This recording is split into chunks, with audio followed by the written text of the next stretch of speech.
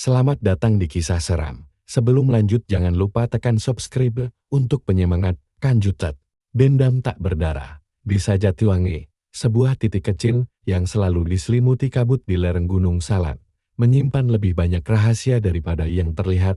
Di sana, Anjani yang seharusnya menjadi kebanggaan desa dengan parasnya yang jelita dan suara selembut angin, justru menjadi ratapan. Sejak usianya menginjak 7 tahun, sebuah santet ganas mengubah hidupnya jadi neraka. Kulitnya kini ditumbuhi sisik-sisik hitam misterius yang datar dan nyeri, seolah ia terbuat dari batu lumut. Suaranya, yang dulu merdu melantunkan salawat, kini hanya mampu menghasilkan rintihan mengerikan yang sering memilukan hati ibunya, Bu Lastri. Setiap malam, tak ada satupun yang bisa tidur nyenyak di rumah itu. Jeritan Anjani menembus dinginnya malam, seolah ada ribuan jarum tak kasat mata menusuk setiap inci tubuhnya. Para dukun desa, yang biasanya lantang mengaku sakti, satu persatu menyerah. Mereka menggelengkan kepala, menyebut Anjani sebagai tumbal hidup dari dendam masa lalu yang tak terlacak. Warisan pahit yang harus ditanggungnya. Ayahnya, Pak Dula, mencoba segala cara, menjual harta benda, mencari pertolongan hingga ke kota. Namun tak ada hasil. Anjani, yang dulunya ceria, kini hanya terbaring lemah di ranjang bambu, menanti ajal yang seolah semakin dekat. Napasnya tersengal di antara rintihan, harapan telah lama padam, digantikan oleh keputusasaan yang pekat seperti kabut Jatiwangi. Penduduk desa menjauh, ketakutan akan kutukan yang bisa menular. Hanya keluarganya yang setia menemani, memeluknya saat tubuh kecil itu kejang-kejang, berlinang air mata. Tepat ketika keluarga Anjani berpasrah, ketika rintihan Anjani semakin lemah seolah napasnya tinggal separuh, sebuah keajaiban, atau mungkin takdir terjadi. Di suatu sore yang mendung, seorang kiai misterius tiba di Jatiwangi. Ia datang entah dari mana, tanpa kuda ataupun kendaraan, hanya berjalan kaki. Usianya sekitar 50-an, wajahnya teduh dengan sorot mata yang menyimpan kedalaman, seolah telah melihat ribuan kisah. Ia membawa sebuah tongkat kayu hitam berukir simbol kuno yang tampak asing bagi penduduk desa. Penduduk yang melihatnya awalnya curiga, mengira ia adalah dukun lain yang hanya akan memeras. Namun, aura menenangkan dari kiai itu mampu meredakan ketegangan. Tanpa banyak bicara, kiai itu langsung menuju rumah Anjani, seolah ia sudah tahu apa yang terjadi. Kiai itu duduk di sisi ranjang Anjani, menatap mata sayu gadis kecil itu dengan iba. Ia tak meminta imbalan, tak banyak bertanya. Dengan suara lembut namun berwibawa, kiai itu mulai melafalkan doa-doa dalam bahasa yang tak familiar bagi telinga penduduk desa, diiringi gerakan tangan yang mengalir di atas tubuh Anjani. Bau harum tiba-tiba menyebar di ruangan, bercampur dengan aroma amis santet yang perlahan memudar.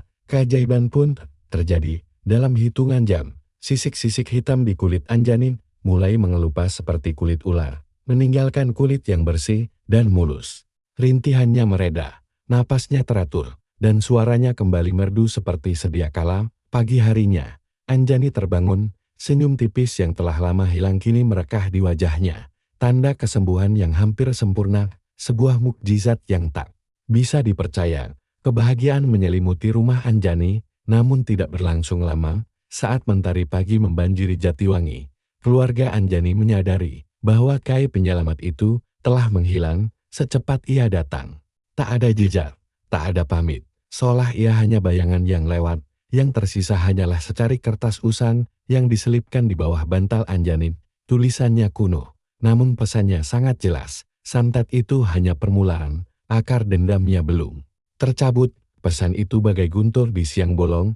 Anjani yang baru merasakan kebebasan dari siksaan, kini diliputi ketakutan baru. Apa maksudnya? Jika santet itu bukan puncaknya, lalu apa yang akan terjadi selanjutnya?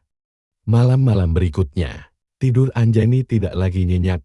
Ia mulai merasakan kehadiran aneh di sekitarnya. Bisikan-bisikan dingin yang memanggil namanya dari kegelapan hutan di luar jendela kamarnya, menyerupai desiran daun pinus, namun dengan nada yang lebih menyeramkan. Bayangan-bayangan hitam sekilas melintas di balik jendela, seolah mengintip dari kegelapan. Dan yang paling mengganggu, setiap pagi, setangkai bunga melati segar ditemukan di meja samping tempat tidurnya. Padahal itu bukan musim melati, dan tak ada pohon melati di sekitar rumahnya. Kehadiran-kehadiran itu bukan lagi sekadar bisikan, melainkan ancaman nyata. Anjani sadar ia telah terbebas dari kutukan fisik, tetapi jiwanya kini menjadi target. Kisah kesembuhan Anjani segera menyebar ke seluruh desa, namun kecurigaan juga turut tumbuh. Beberapa penduduk mulai memandangnya dengan aneh. Bisik-bisik tentang kejanggalan di balik kesembuhannya. Mereka bertanya-tanya, mengapa hanya dia yang bisa disembuhkan? Apa yang spesial dari Anjani? Di sisi lain, Anjani tak bisa lagi mengabaikan pertanda-pertanda aneh yang terus menghantuinya. Bisikan-bisikan itu semakin jelas, kadang terdengar seperti nyanyian merdu yang perlahan berubah menjadi jerita. Bayangan-bayangan di jendela semakin sering muncul, terkadang terlihat seperti sosok wanita berambut panjang yang melambai. Namun, yang paling mengusik adalah bunga melati. Setiap kali bunga itu muncul, Anjani merasakan hawa dingin yang menusuk tulang. Diikuti dengan mimpi-mimpi buruk yang realistis. Dalam mimpi itu, ia melihat sosok wanita tua dengan wajah pucat dan mata penuh kebencian, memegang setangkai melati. Menunjuk ke arahnya, ia tahu bunga melati itu bukan tanda keindahan, melainkan simbol, pesan dari entitas yang kini mengincarnya. Anjani memutuskan untuk menyelidiki. Ia mencari informasi tentang bunga melati dan santet, berbicara dengan para tetua desa yang berani didekati. Seorang nenek tua yang dulunya pernah bekerja di rumah juragan kaya di masa lalu, Mbah Salman, akhirnya menceritakan sebuah kisah yang selama ini menjadi tabu di Jatiwangi. Kisah tentang dendam melati putih. Konon, puluhan tahun lalu, ada seorang gadis desa bernama Murni yang dicintai oleh seorang pemuda desa. Namun, juragan tanah di Jatiwangi saat itu jatuh hati pada Murni dan memaksanya menjadi selir. Murni menolak, dan sang juragan menghukumnya dengan kejam, bahkan menguburnya hidup-hidup di kebun melati milik juragan itu sendiri. Sebelum meninggal, Murni bersumpah akan membalas dendam pada siapapun yang berhubungan dengan juragan itu, dan melati putih akan menjadi pertanda. Mbah Salmah mengatakan, juragan itu memiliki seorang anak cucu perempuan yang kini hidup makmur di desa sebelah. Anjani merasa ada hubungan antara dendam Murni dengan apa yang menimpanya. Ia mulai bertanya-tanya, apakah ia keturunan dari juragan itu, atau apakah ia hanya menjadi korban sampingan dari dendam yang tak kunjung padam. Pikiran tentang Murni dan dendamnya tak henti menghantui Anjani. Ia mulai mencari tahu lebih dalam tentang silsilah keluarganya, sesuatu yang selama ini jarang dibicarakan orang tua. Dengan hati-hati, ia bertanya pada ibunya, Bu Lastri, tentang leluhur mereka. Bu Lastri tampak ragu. Raut wajahnya berubah cemas. Setelah didesak, Bu Lastri akhirnya mengakui sebuah rahasia kelam. Kakek buyut Anjani ternyata adalah salah satu pekerja setia juragan kaya yang menindas Murni. Meskipun kakek buyut Anjani bukan pelaku utama, ia adalah bagian dari lingkaran orang-orang yang diam saja melihat Murni disiksa. Namun, ada satu hal lagi yang lebih mengejutkan. Konon, kakek buyut Anjani pernah menemukan cincin milik Murni di kebun melati dan menyimpannya secara diam-diam. Cincin itu kini diwariskan secara turun-temurun, dan saat ini ada pada Bibi Mina, adik dari Bu Lastri, yang tinggal di desa seberang. Penemuan ini bagai pecahan teka-teki yang tiba-tiba cocok. Anjani menyadari, ia bukan hanya korban acak, ia adalah target yang disengaja. Warisan dari dendam yang melilit garis keturunannya, santet yang menimpanya adalah kutukan atas dosa leluhur yang tak diakui. Kiai itu menghilang karena ia hanya menghentikan serangan, bukan akarnya. Akar dendam Murni, entitas gaib yang kini dipenuhi amarah, menganggap Anjani sebagai perpanjangan tangan dari mereka yang bertanggung jawab atas kematiannya. Ia ingin membalas dendam, seolah Anjani adalah juragan itu sendiri. Dengan informasi baru ini, kehadiran-kehadiran di sekitar Anjani menjadi lebih jelas. Bisikan itu bukan hanya memanggil namanya, tetapi juga melafalkan sumpah dendam Murni. Bayangan-bayangan wanita di jendela adalah wujud Murni yang gentayangan, marah, dan mencari keadilan, dan melati, tentu saja, adalah simbol dari tragedi yang menimpanya. Anjani tahu, ia harus menghadapi ini. Ia harus menemukan Bibi Mina, mengambil cincin itu, dan entah bagaimana, berkomunikasi dengan arwah Murni. Tapi bagaimana cara menenangkan dendam yang telah tertanam puluhan tahun? Dendam yang kini merasuki alam gaib Jatiwangi. Lanjani memutuskan untuk pergi ke desa seberang, tempat Bibi Minah tinggal. Perjalanan itu terasa berat. Setiap langkah dipenuhi kecemasan. Saat ia tiba di rumah Bibi Minah, aura dingin segera menyambutnya. Bibi Minah adalah wanita tua yang aneh, selalu terkesan ketakutan dan jarang berbicara. Saat Anjani bertanya tentang cincin warisan, wajah Bibi Minah langsung pucat pase. Ia mencoba menolak, mengatakan cincin itu membawa kutukan, namun setelah didesak dan Anjani menceritakan apa yang menimpanya, Bibi Minah akhirnya mengalah. Dengan tangan gemetar, Bibi Minah mengeluarkan sebuah kotak kayu tua dari bawah kasur. Di dalamnya tergeletak sebuah cincin perak yang tampak kusam dengan ukiran bunga melati yang samar. Saat Anjani menyentuh cincin itu, gelombang energi dingin yang mengerikan menjalari tubuhnya. Ia melihat kilasan-kilasan masa lalu, Murni yang tersenyum bahagia, Murni yang ketakutan, Murni yang berteriak saat dikubur hidup-hidup di kebun melati. Tiba-tiba, suara rintihan melengking memenuhi ruangan, dan bayangan hitam pekat muncul di sudut ruangan, semakin membesar dan membentuk sosok wanita berambut panjang dengan mata merah menyala. Itu adalah roh Murni yang mengamuk, yang selama ini mengincarnya. Cincin itu telah mengaktifkan hubungan antara Anjani dan Murni. Roh Murni menyerang, berusaha mencekik Anjani dengan tangan-tangan tak kasat mata. Bibi Minah menjerit ketakutan, tak berdaya. Anjani terengah. Ia memegang cincin itu erat-erat dalam benaknya. Ia mengingat kata-kata Kiai misterius itu. Akar dendamnya belum tercabut. Ia juga teringat akan bisikan leluhurnya yang mengatakan bahwa ada cara untuk menenangkan roh, bukan dengan melawan, melainkan dengan mendengarkan. Dengan sisa tenaga yang ia punya, Anjani berbicara pada roh Murni. Suaranya bergetar namun penuh ketulusan murni. Aku tahu kau marah. Aku tahu kau menderita. Tapi aku bukan mereka. Aku hanya ingin kedamaian untukmu. Roh Murni seolah terkejut mendengar suara Anjani. Serangannya melonggar. Anjani terus berbicara, meminta maaf atas nama leluhurnya, mengakui ketidakadilan yang menimpa Murni. Ia menangis, merangkul cincin itu. Perlahan, bayangan roh Murni mulai meredup.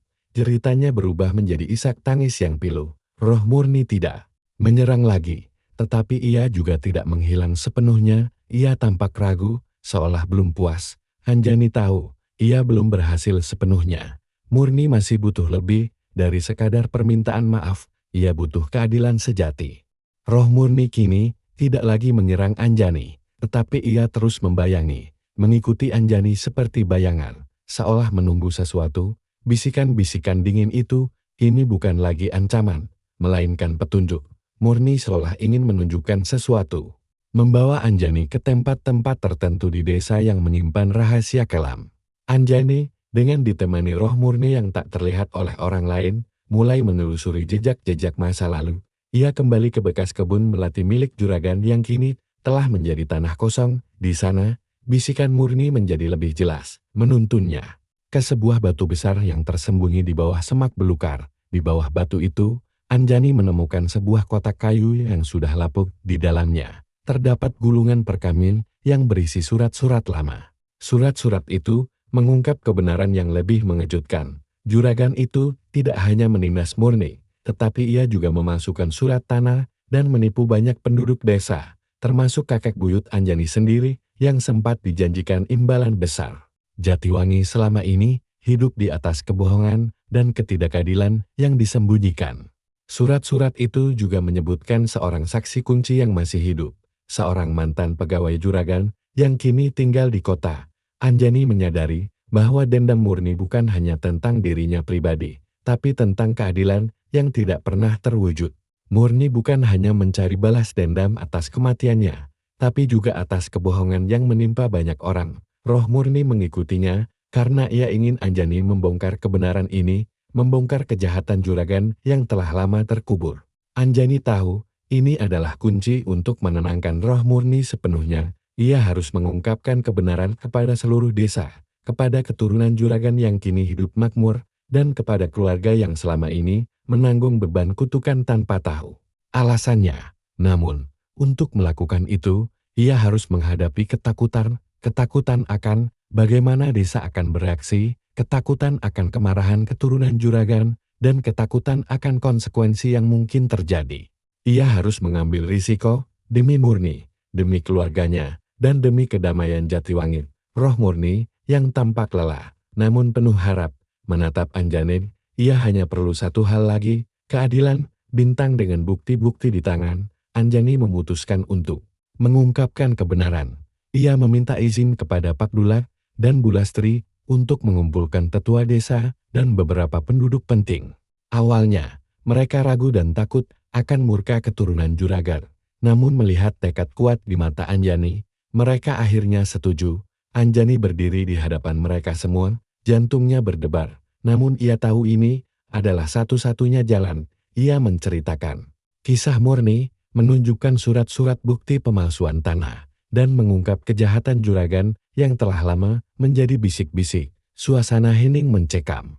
Beberapa orang terkejut, beberapa marah, dan beberapa terlihat ketakutan. Anak cucu juragan yang kini tinggal di desa sebelah mencoba membantah, namun bukti Anjani terlalu kuat.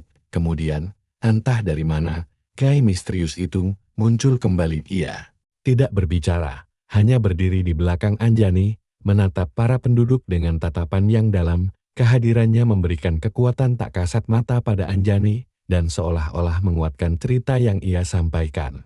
Roh Murni juga hadir, kali ini tidak lagi mengamuk, melainkan berdiri di samping Anjani, memancarkan aura kesedihan, namun juga harapan. Hanya Anjani dan Kiai yang bisa melihatnya dengan jelas. Namun semua orang merasakan hawa dingin yang tiba-tiba menyelimuti ruangan, sebuah pertanda kehadiran gaib. Dengan dukungan Kiai dan dorongan dari Roh Murni, Anjani mengajak semua pihak untuk mengakui kesalahan masa lalu, mengembalikan hak-hak yang dulu dirampas, dan memulai lembaran baru. Anak cucu juragan, yang awalnya membantah, akhirnya terpojok dan mengakui kebenaran. Demi menghindari kehancuran nama keluarga mereka, mereka setuju untuk mengembalikan tanah-tanah yang dulu dicurangi. Saat keadilan mulai menemukan jalannya, Anjani merasakan sebuah perubahan besar. Roh Murni, yang selama ini gelisah dan penuh dendam, perlahan-lahan mulai memudar. Senyum damai terukir di wajah gaibnya, seolah beban ribuan tahun telah terangkat. Ia membungkuk hormat pada Anjani dan Kiai, lalu menghilang sepenuhnya, meninggalkan aroma melati yang kini terasa menenangkan. Kutukan dendam telah dicabut. Kiai itu menatap Anjani, senyum tipis terukir di wajahnya. Kau telah menyelesaikan apa yang seharusnya, Anjani. Dendam itu telah ditenangkan. Jatiwangi kini bisa bernapas lega. Ia menjelaskan bahwa tugasnya adalah menuntun mereka yang tersesat, baik hidup maupun mati, untuk menemukan jalan. Ia tahu Anjani adalah kunci untuk mengungkap kebenaran ini, dan ia hanya muncul di saat yang tepat untuk membimbing. Setelah itu, Kiai kembali menghilang, meninggalkan jejak misteri yang tak terpecahkan. Jatiwangi perlahan mulai bangkit dari bayangan masa lalu. Meskipun luka fisik dan mental akibat santet dan dendam itu akan selalu membekas, desa itu kini memiliki kesempatan untuk membangun kembali di atas fondasi kebenaran. Anjani, yang dulunya tumbal hidup, kini menjadi simbol harapan dan keadilan. Ia masih tinggal di Jatiwangi, hidup damai, sesekali merasakan hembusan angin yang membawa aroma melati, bukan lagi sebagai tanda kutukan, melainkan sebagai bisikan kedamaian dari Murni, yang akhirnya menemukan istirahat. Anjani tahu, hidupnya mungkin tidak akan pernah kembali sepenuhnya normal, tapi ia telah menemukan tempatnya sebagai bagian dari Jatiwangi yang kini bebas dari dendam tak berdarah.